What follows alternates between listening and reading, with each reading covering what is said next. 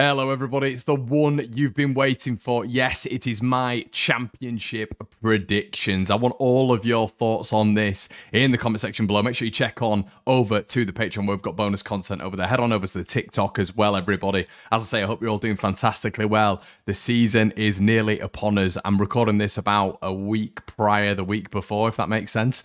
So the season is going to be kicking off very, very soon, and I wanted to get my predictions in early. Guys, stay with me through this. Let me know in the comment section below exactly what you think. Do you disagree? I'm sure a lot of you will disagree with this. Could this be the most controversial one yet? Who knows? Let's get into it.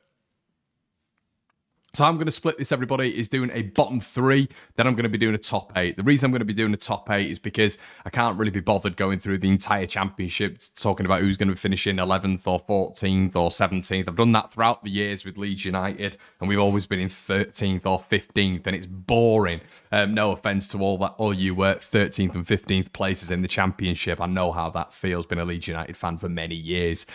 So we're going to be discussing the top eight. The reason I wanted to do a top eight was because I wanted to discuss the top six, of course, but then teams on the periphery, really, teams that are going to be challenging that top six, in my opinion. And then also we're going to start off with the bottom three, which I think is going to be, the more enticing part of the video as well for many others who are going to be looking at this one. Don't worry, Leeds fans, Leeds aren't in that bracket for me anyway. So let's get into the bottom three, starting with 22nd. Set 22nd for me is QPR. There's no disrespect to Gareth Ainsworth here whatsoever, but it seems like the lunatics are running the asylum. It seems like Gareth Ainsworth is in charge of absolutely everything at this moment in time. Head of performance has been put into a monumental position, and it seems like Elias Chair and Willock, in my opinion, will be picked off by better teams at this moment in time.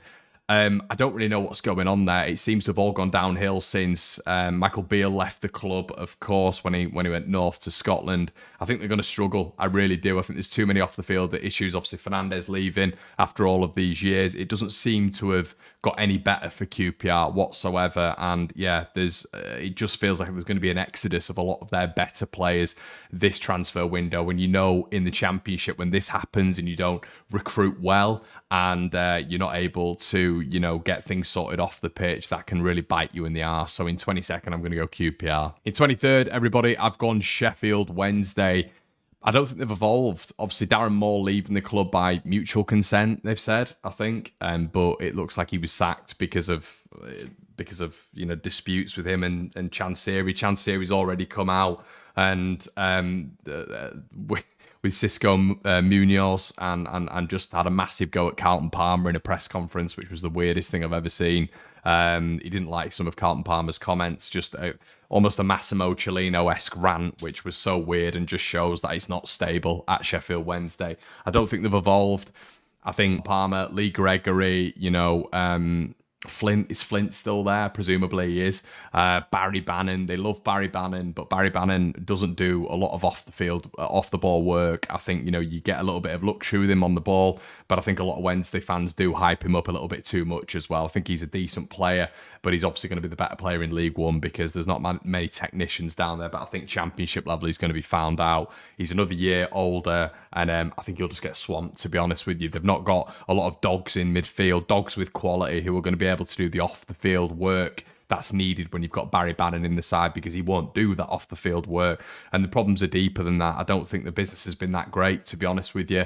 And I don't really think Cisco will be able to work with that level of quality and really elevate that level of quality. Obviously, he's worked with Watford before, but the squad level was completely different. I think Wednesday will struggle. I've got Wednesday in 23rd. Well, everybody, I think the next place for me, 24th, is going to be Rotherham. I think they're going to struggle. Dylan Phillips has come in. Cafu's come in from Nottingham Forest. I think that's a bad signing. I just think they're going to struggle this year. I don't think there's enough depth there. And yeah, I've got them in 24th, really. It's a bit, some might say it's a bit of a lazy pick, but I just see them really struggling this season. When you're looking at the side, I'm looking at it right now, I'm not seeing any stars in there that are going to be able to elevate them, really. Cafu might do a job, but really I think they're going to struggle again. And I don't think, aside from Sheffield Wednesday, either of the newly promoted sides are going to go down. In fact, I have them quite high, which you'll find out in a little bit. But yeah, I've got Rotherham in 24th. As I say, guys, let me know in the comment section below if you agree, if you disagree with that bottom three. I'm going to move on to the top 8 now. So with new American owners, Birmingham City look like they are on an upward trajectory. It's been absolute carnage for Brum on and off the field for the best part of 10 years now, but it looked like they've got it right. An American-led takeover. John Eustace saving them from relegation last season and getting a lot of plaudits, a hell of a lot of plaudits from the media and, you know, Birmingham City fans in themselves as well. I think Eustace will do well. Looks like a young manager who's going to really galvanise that Birmingham side this season. Obviously, he's had a fair few additions as well. They've had Dembele and Dion Sanderson who've come in, who I think will do well for Brum. But I think this season there's been a perfect blend. There's been some good signings that have come in, those two in particular. And I think Birmingham are going to be on a real momentum wave this year. And I've got them on for an 8th place finish. What do you guys think? In 7th, I've got Stoke City. I think they've done some excellent business this year. I'm a massive fan of Alex Neil at championship level. I always think if you actually saw Alex Neil with a proper side, let's be honest, we as Leeds fans, we've all been talking about Daniel Farke at Norwich. You look at that Alex Neil side, that Norwich Alex Neil side, they were absolutely fantastic. In terms of quality and depth and in being able to get the best out of them. And I think that's what he's done this season at Stoke, this transfer window at Stoke. Obviously, they've got the players who were there last season, the young players who have now been perfectly blended with a bit of experience. You've got Jacob Brown, formerly of Barnsley, who I'm a massive fan of, championship level, who's growing into his role now at Stoke City. You've got Tyrese Campbell, who's there as well, the striker, who's always been dangerous. And now you've blended it with some of these signings, everybody. They've got Edna Stevens, obviously a promoted player. You've got Mark Travers, obviously, previously of Bournemouth. Daniel Johnson, Ben Pearson's absolutely perfect for them as well. To conclude, I think they've got a real mix of quality and experience for that league. And led by Alex Neil, I think they're going to be a real threat this year. So I've got them in at 7th. Well, 6th, everybody, you know who it is. And this is where some of you might slot the video off. It is Leeds United. I think Leeds will finish 6th. There's no... For me, there's still a lot to do, and will that get done? Who knows? We might know in the coming weeks if they'll get some stuff done. I think in pre-season, in the past couple of games, they've been really good. They've been really, really good. But I think at the minute, it feels very short term.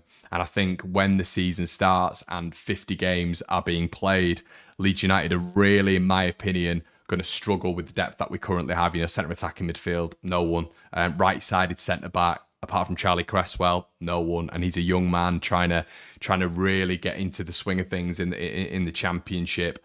The centre part of midfield, will we keep hold of Tyler Adams? I don't know. Then you're going to have to recruit again with the money you get from him. We still need a central attacking midfielder. We still need a striker. We've had 2 players who've gone off injured in the recent game up front. I think the board have got to, and you're hoping that they will, but there's real in my side, even highlighted by the manager. The manager is saying it after every single game. Players need to come in, and I think the profiles of a player that Daniel Farke needs to be successful, I think still need to come in. I think we've got a good blend of players. I do. But there's too much imbalance at the minute. There really is. There's a left back as well that needs to come in. Leeds have got a lot to do, in my opinion, to really go and win this division. I think when people are comparing us to Burnley and Norwich, I still think in those Burnley and Norwich sides of previous, naturally, because people are going to compare us with Farke's Norwich.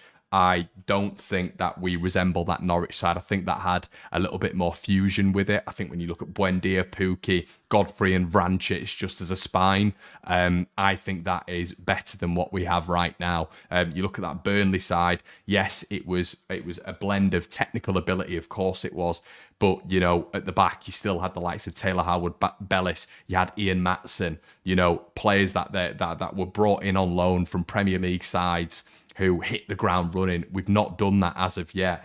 Going forward, they have the likes of Nathan Teller and Ashley Barnes. You might not think these are the best players in the world, but at the same time, they were able to, really do well in that Burnley side, and I think they pretty much had every position covered. And I don't think Leeds have done that. So I don't think you can really compare us with companies Burnley and Farke's Norwich. I think we're a different proposition. The technical side of it is definitely there. You can tell that.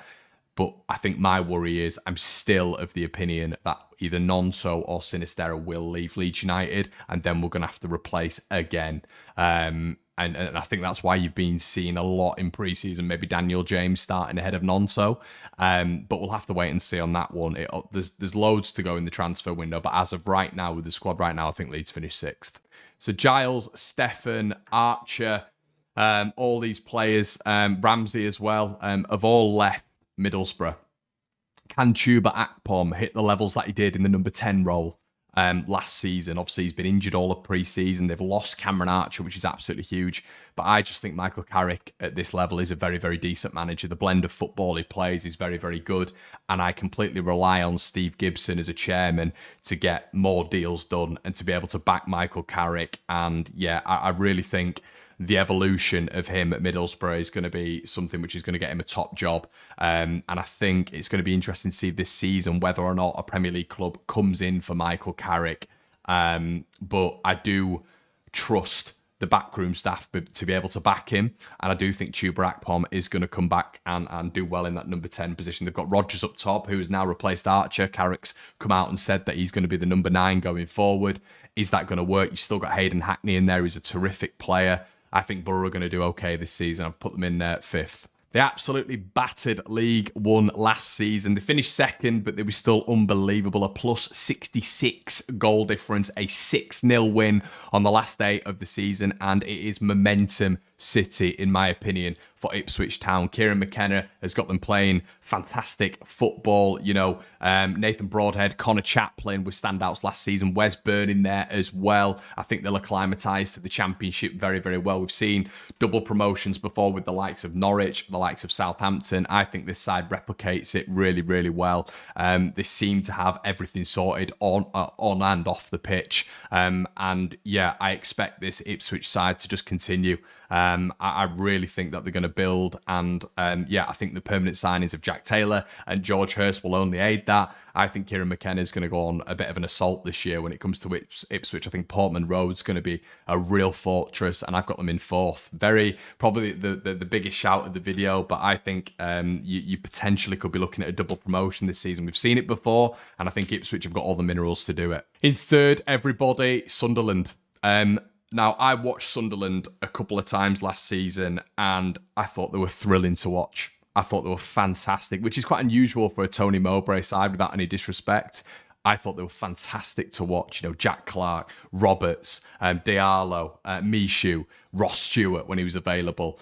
And I just think they've got the everything sorted off the pitch when it comes to almost a Moneyball approach. They've almost copied Brentford, and you can see that with some of the signings. Even this window, obviously with like Joe Bellingham coming, Sealt coming in from PSV under-21s, Meander coming in as well. They're going for technically young players, but they have the blend of experience there as well. Ross Stewart is probably going to be back at the start of the season and fit and firing. And you've got a player there who is going to get 20 goals minimum for me in this division. I think he's fantastic. Someone who I'd love Leeds United to go for.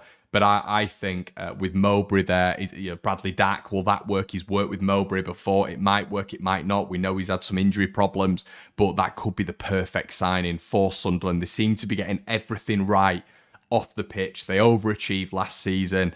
The Stadium of Light, I feel, is going to be an absolute fortress. Their away form was very, very decent last season as well. They've not lost an absolute massive players either. Obviously, the main ones have probably been Mishu and Diallo, but I think Sunderland are going to do really, really well this season. I've got them in 3rd. Top 2, everybody. I've got Leicester. Obviously, Enzo Maresca, it didn't work for him at Parma. That doesn't mean he's a bad manager. Obviously a Pep disciple, which obviously me working close with Manchester City, I know maybe a little bit more about Enzo Maresca. However, I do think that, listen, he's going to try and test a lot of his methods. I understand that. He might even get sacked. But I just feel with this squad that they've got, is it Mavdidi who's just been brought in for about 8 million, Ndidi, Castagna, Dewsbury Hall, Vardy, Pereira, Faze, Iverson, Daka, Iheanacho.